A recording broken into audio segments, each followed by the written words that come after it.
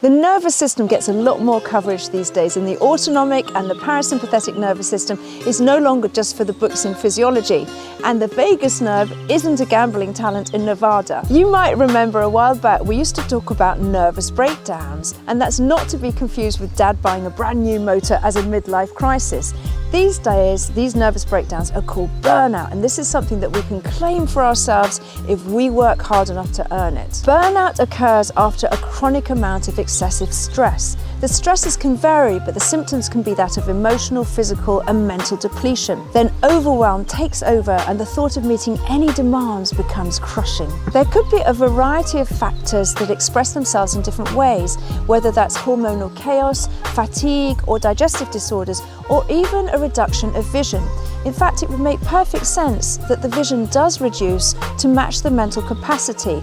Literally, the field of vision shrinks. This doesn't tend to be an overnight process. Keeping the nervous system in a hyper-alert state over months or even years can really only take one route, and that's to become hypo-alert and pretty much shut down. Since 80% of our learning goes through our eyes, losing a little bit of visual capacity is going to reduce our proficiency, our sporting ability, our learning capacity, and more. So what can we do to turn that around without making a total change to our lifestyle? I'm the first one to say that with good diet, exercise, and a change of environment, you can really turn an individual around for the better. But when you fry the nervous system, although that lifestyle seems sensible and rewarding, from the perspective of burnout, it can seem just too overwhelming from that darkness. And the opposite of that darkness is light. Any beam of light has specific frequencies, wavelengths, and energies.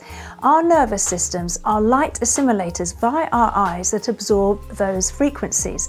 It's well known that without enough natural light, we can suffer from SAD, seasonal affective disorder, which can range any of the symptoms from lethargy to scoffing too many carbs and just feeling very low. Since colours of light are all different frequencies, if we're limited to a spectrum of grey and green over a long, dark, cloudy winter and lots of screen time as well, it's no wonder that we have a sense of imbalance after weeks or months of that.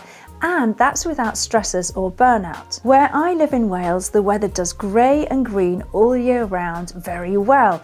But just before filming this, for a few precious days, we had bright sunshine that brought out the daffodils, the calendine, the forsythia, the oilseed grape, all these luscious yellows that have changed our vista. Unless it's a case of jaundice, yellow brings luminosity, optimism, and courage, which makes sense with spring, that charge of nature that we have, albeit a little overexcited while mates are sought and nests are being built. But yellow also has a positive effect on the nervous system. It brings confidence and courage.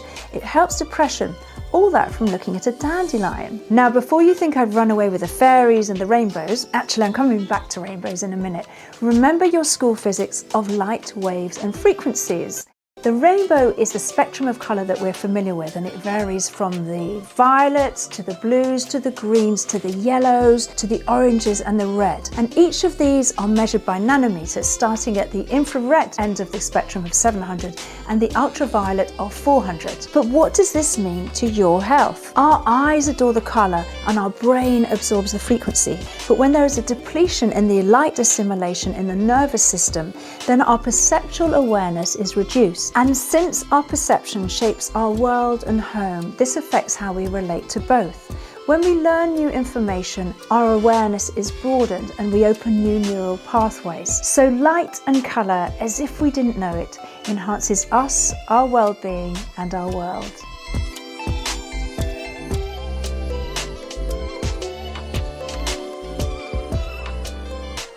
Violet is a shorter wavelength than red, and yellow is somewhere between the two. A branch of ocular science known as syntonics applies these different wavelengths through light and colour, and it helps visual dysfunction, learning disorders, and trauma. After careful diagnosis, they use a prescriptive colour for an individual's needs. Violet soothes pain, red boosts a tired endocrine system, and yellow brings courage and confidence, just what you need for bouncing into spring after a long winter. But for instance, the potency of yellow has a flip side too. too much of it and you can lose focus and feel distracted. In fact, babies are known to cry a lot when they're in a yellow environment. And just for the record, since this channel is all about well-being and body, too much scarlet and you need a license for your libido. That's it for today's video. I hope what I've given you here will help with any tiredness or burnout or enhancing your world into colour. And if you did enjoy this video, please consider leaving a like and subscribing to my channel so that you don't miss out on any future videos. I hope to see you in my next video.